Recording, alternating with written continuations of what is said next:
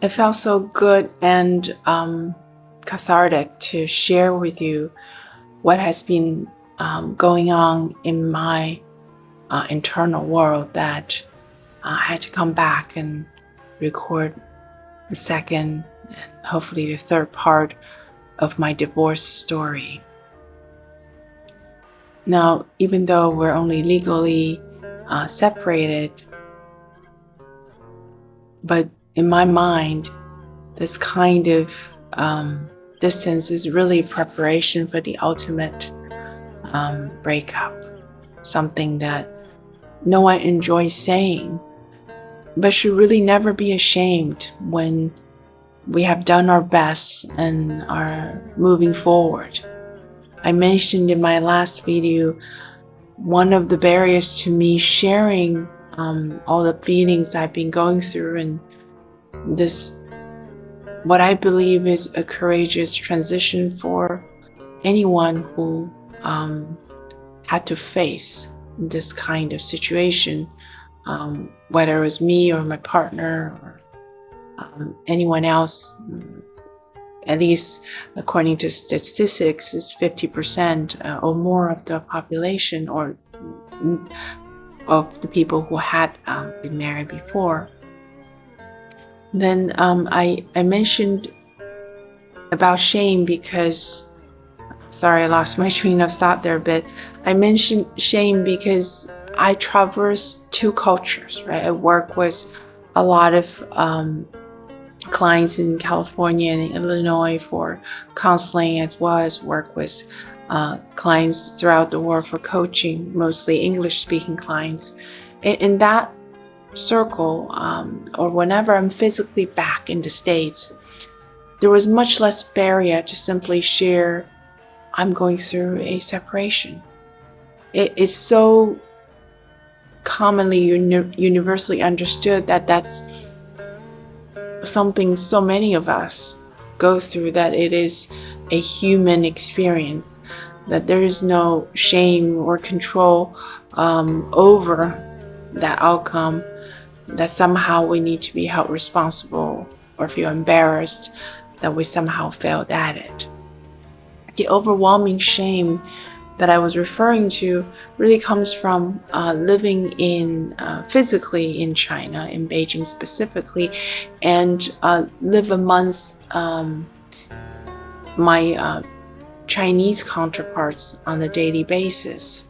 Now, of course, they don't actively say that you should be embarrassed that you're going through this, but there is that implied level of a front, a facade, a perfectionist attitude that is very pervasive, particularly in a more privileged or even posh circle, that there is this higher stake appearing that you have everything together. Now, of course, this doesn't just involve me, it involves my child, the school circle, and my partner, of course, so that I have to be very mindful that this is not just my secret to share. My own sense of honesty and authenticity wants me to share and debunk any shame it might have surrounding it, because it's not like divorce doesn't exist in this culture. In fact, it's just as prevalent. It's just not as much discussed. I think that heavy layer of needing to hide from our mistakes, from imperfections, is what makes it so much more difficult to bring it up. Because it's not just that I have to regulate my own grief and sadness. When I do share something that is less than perfect or sad with others, or something has happened that creates anxiety, I also have to actively feel the shame, embarrassment coming from others that might be projected onto me, because anticipate how much they would feel bad about something like this if it were to happen to them.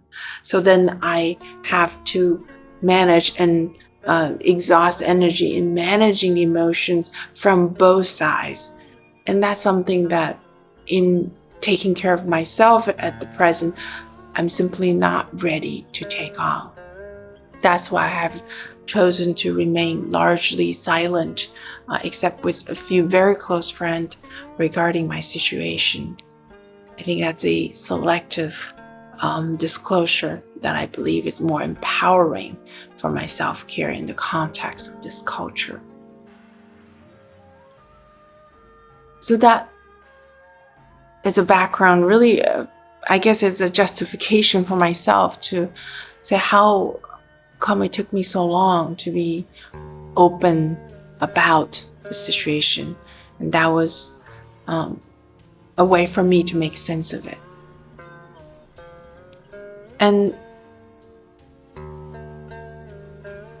many who did find out about this, whether it's close friends or others have known in passing in the States, the first question was always why, what had happened.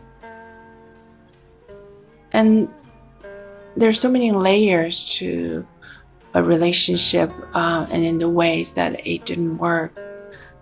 I think that actually my instinct is to highlight why it had worked for so long, despite our differences, despite the fact that we come from very different cultures. I grew up in China and then lived for half my life in the States, and my ex-partner lived in Europe, in actually UK specifically, since they are no longer part of the European Union. And given such sort of disparate cultural experience and growing up in very different socioeconomic class, because in my generation, most people were still relatively poor in China. It's understandable, but we have very different values when it comes to family connection, when it comes to emotionality, when it comes to how we spend our money, how much saving we should have. He had very, permissive parents or more liberal parents, or actually I should say, I don't really know how he might perceive his parenting. I know that he also had to come to feel that it was less than ideal, and I certainly had feelings of anxiety and worthlessness and the need to be perfect in order to chase after that elusive validation that my own parents were not very good at giving. So given all that, I think it's pretty amazing that when we came together, we were able to really, I think, learn and grow together, for me to learn certain wonderful qualities that he had shared with me, such as love of books, love of writing, the enjoyment of nature, and all of that makes me emotional to think how much it has added to my life, and to be a lot calmer and more careful with my diet, less or lost my addiction to street food, and to be more mindful of self-care and creating space and schedule for myself. And I hope there might be a few things that I have added to his life, but only he could speak to that. So in this moment, at least, and it's not always the case, right? I am feeling grateful for what we did share, given how different we were. And it's true that sometimes we tend to be, attracted to exactly what was different from us. But then we do spend the rest of our lives sometimes unconsciously trying to change the other person so that we could have more in common. But yeah, in this moment, I am just being grateful for the wonderful memory we created, particularly the adventures that my partner really enjoyed planning, whether it's hiking or traveling or going to explore in the forest, or just getting in the habit of walking and being with nature, not being afraid of the woods because I'm a city girl and always imagined like those Hollywood movie sets that the murders happen in the deep dark wood. But now I could say that I can enjoy a long hike or walk by myself. Of course, long is a subjective word. I'm probably referring to like 2 or 3 hours, right? Nothing dramatic. But as we grow and change, I think some of those differences might become pronounced, and others are simply a function of our body's changes and our natural development that was always meant to be.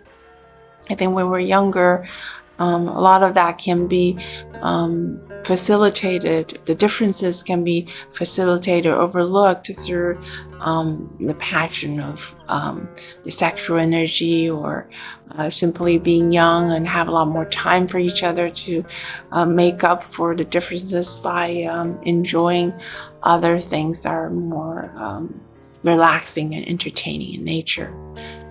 As we in midlife have limited amount of energy and more demands, whether as parents or as very busy and aspiring professionals, I think we gradually lose the luxury of not intentionally working on our relationship. And we did, of course, as therapists, as you can imagine, we went to a couple therapy, and my partner also in the last few years started to accept personal therapy for himself, and that's all pretty amazing given the kind of background we came from. That was really not very emotionally aware, let alone being open and appreciative of therapeutic service. But in some ways, perhaps because we've grown to become more aware of ourselves, then we also become more capable of setting our boundaries. And boundaries is something I often talk about with my clients in sessions, where it's only when we are clear about our boundaries that we can assert them and stand up for them, that we're better positioned to be able to love another person.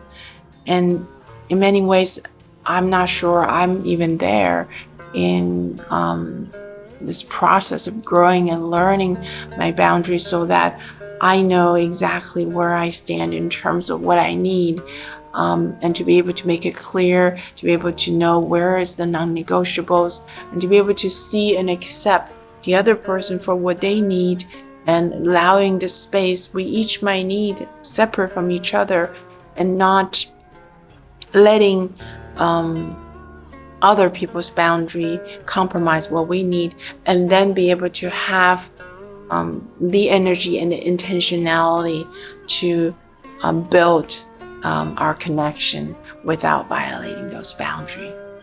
It sounds complicated, but in practice, the idea is that we each are responsible for our own feelings, and when we connect, it's not out of the need for comfort or to feel less lonely, but to connect in a way that's genuine, the enjoyment of the moment, appreciation of the other person.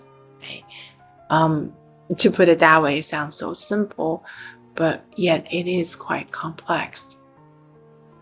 And I mentioned in my last video that breaking up has meant that I feel a lot of lonely moments. And some of that loneliness is a legitimate human need to want to belong, to be with others. And some of it is perhaps coming from some of that habitation, co-functioning, where the couple was my primary unit, and I didn't have the space, I didn't allow myself the space and opportunity to be with myself and to know that I'm okay, so that I do not get lost in that couplehood. And so in growing and being more confident about our boundaries, and then what we need in turn from that relationship, whether it's more space or more intimacy or more laughter, more touch, more conversation, more feeling seen, whatever that might be.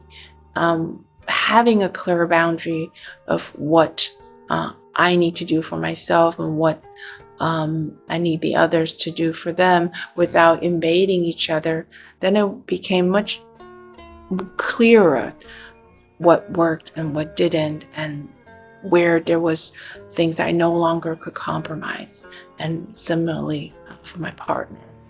So in many ways, it didn't matter who made the decision first. It's gut-wrenching nonetheless for both sides. And you could say in some ways we came to a mutual decision of not being able to tolerate what was lacking or what was too much in that relationship. And it is true that often in a heterosexual relationship, there's a lot of overfunctioning from a female, from the person who identifies as the primary caretaker, and then also the feeding of being crowded and not having enough space from the other who tends to want more space. And it's that pattern of pursuer versus withdrawer sometimes we talk about in couple therapy. But no matter what label we might put on each other, ultimately we're not getting what we needed. And in this case, then it makes more sense to model a peaceful and mature, even if imperfect. Of course, there are times there are arguments and times there are tears and upsetting emotions, in front of our child as well. When, of course, we try to avoid that when we could, and only come to her with when we are relatively calm, be able to share the news in a emotionally present but not overwhelming way. So going through this and being able to, I believe, affirm my own decision to pursue what I needed and to be able to heal and validate the fact that I can choose to be alone when relationship no longer served my sense of self-esteem and being seen. I believe that's not just healing for me, but really the ultimate example I wanted to set for my child, who also happens to be a girl who will one day grow up to be a woman. And there is a fundamental element of patriarchy in the way that this relationship no longer worked, even though my partner is not in any sense sexist and has never not supported my decision to advance myself, and never not been a cheerleader for the achievement I have accumulated. But there is a point in the relationship where there's always certain hidden and unconscious assumption about what the more domestically oriented partner might deserve, or the more emotionally present partner could demand, and that usually disadvantaged the women. And this is also a reason why that I believe in my own effort to heal and find commonality with others out there, I found that there is more women who initiate divorce after midlife, because we become more aware of the things that we have let go in order to make the relationship work, or the things that we are overdoing in order to fill certain gaps that would not have allowed the relationship to work before now.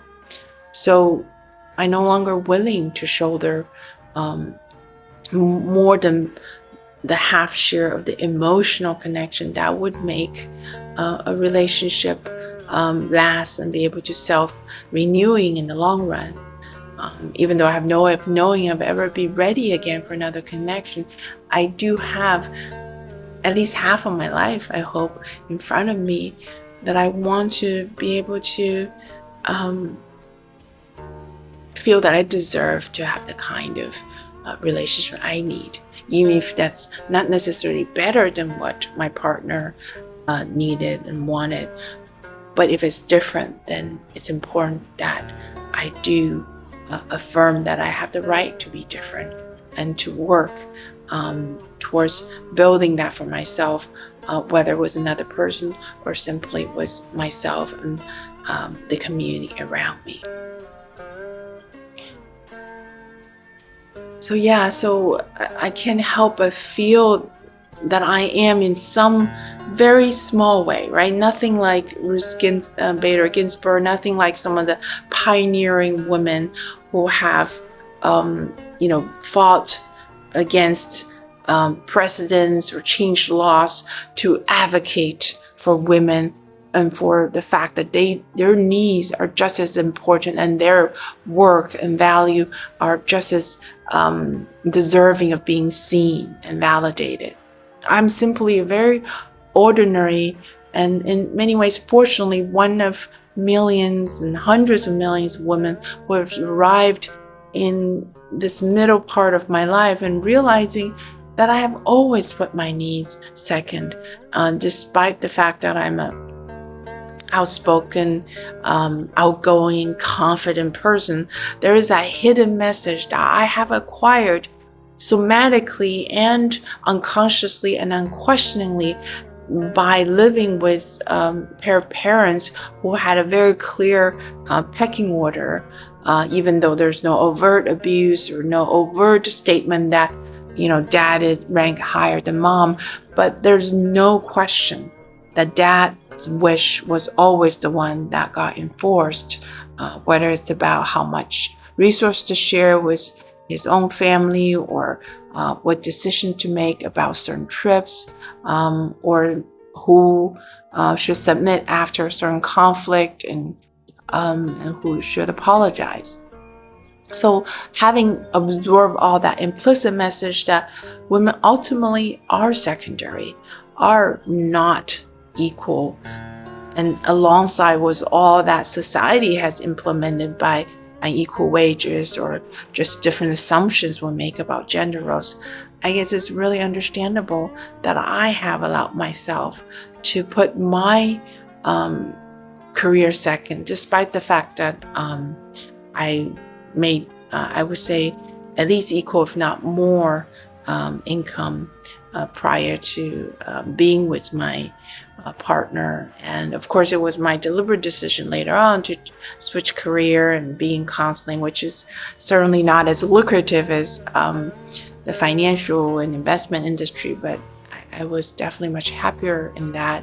But still, I was always on the financially equal footing with my partner, but still somehow, if I examine myself carefully, I felt his career was the one that really decided the direction of our life. And I was content to follow him around. I was content to leave California to move overseas again once we had our child, to see that as the path that's more secure. Because in some ways, I didn't have the foundation in myself that should have been planted the moment I was born, that what I wanted was equally valuable as the male member of the family. Of course, none of this was explicitly asked of me. In many ways, I had an equal part in making that decision, but that covert sexism or internalized patriarchy was always in operation in the years that I moved around or made decision to give up certain things by following my partner, particularly after we got married.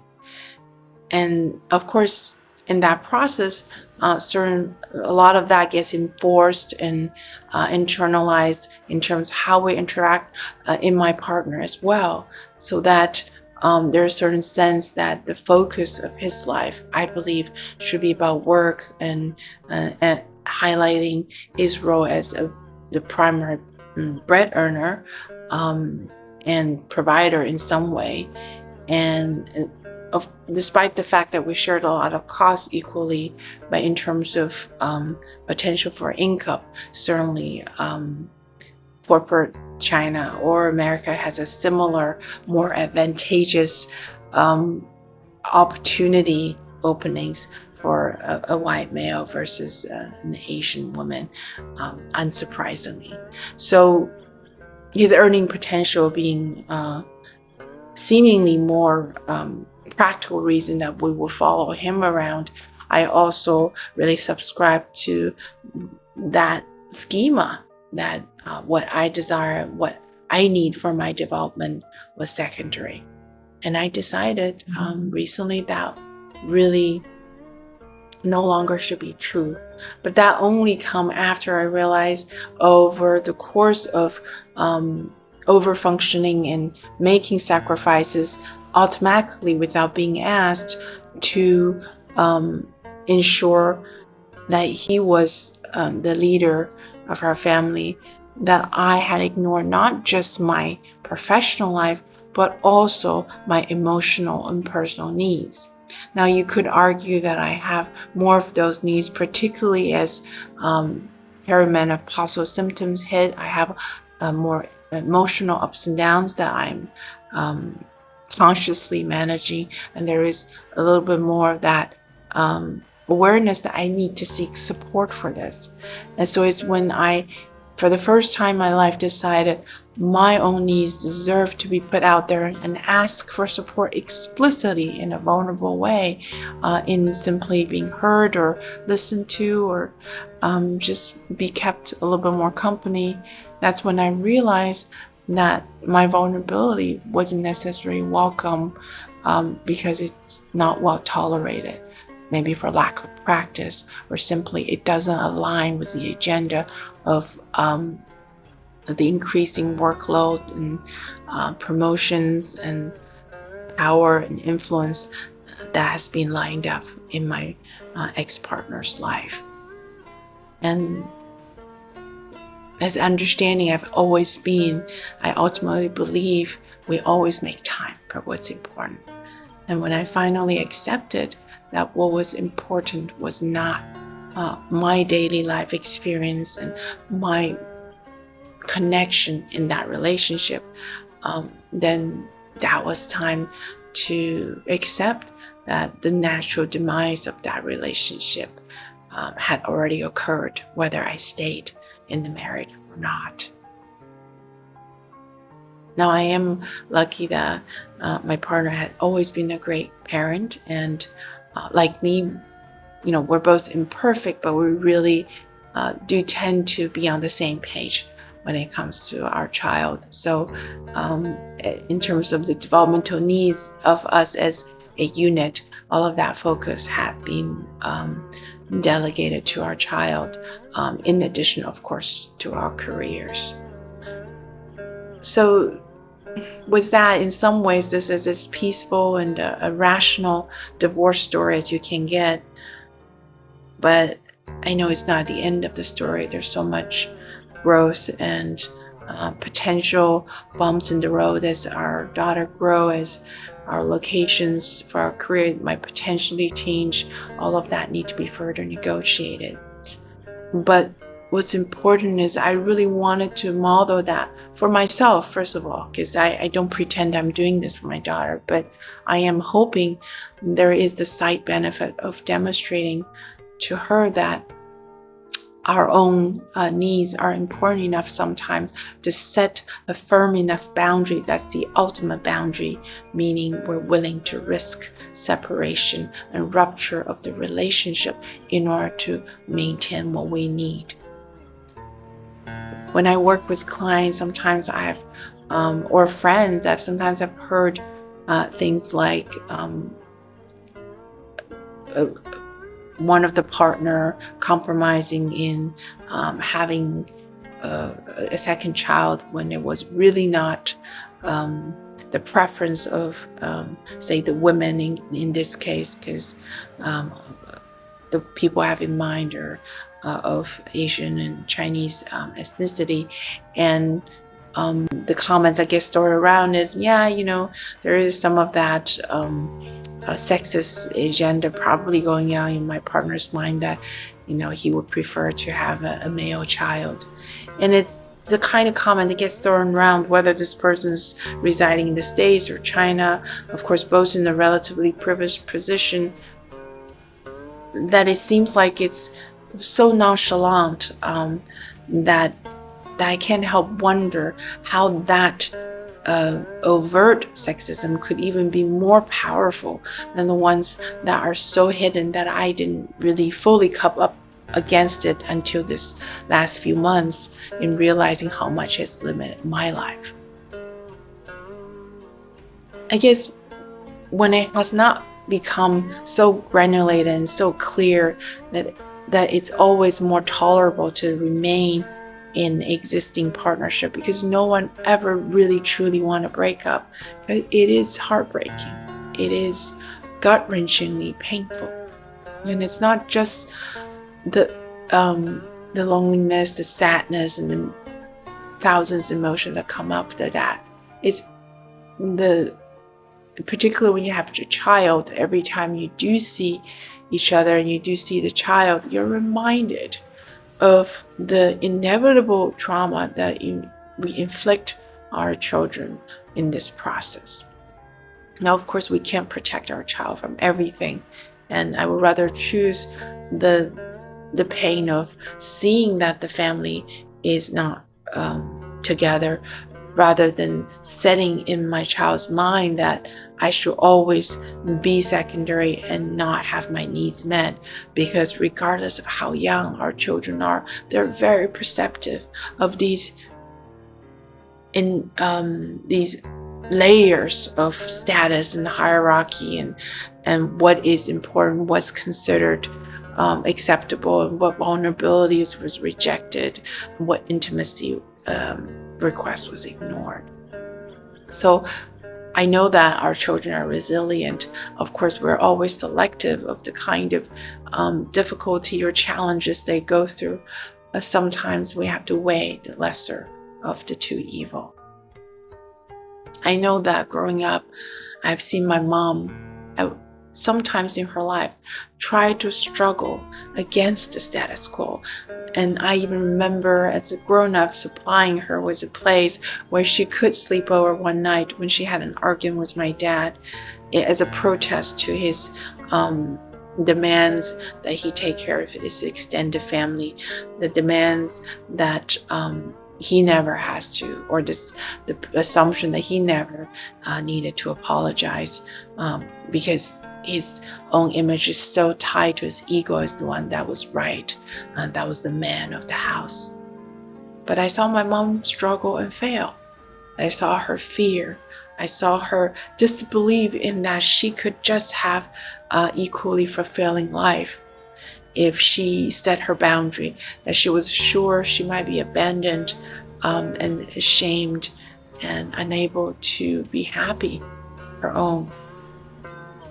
And I decided that maybe whatever my mom might have sacrificed to stay in an intact household, it perhaps further compromised the kind of relationship I have enacted over the years to be less than what I deserved, but to perhaps pay tribute to her sacrifice and to what she gave up, perhaps in believing she was doing me a favor.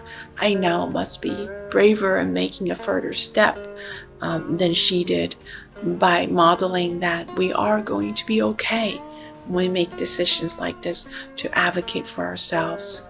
Even if in some ways I know no one is really to be blamed for this. In some ways, my struggle or the conflict I've had with my partner is really more reflective of a larger conflict in society between the gender roles and between what we innately expect each other to put up with and to sacrifice, to give, and or to not expect to take.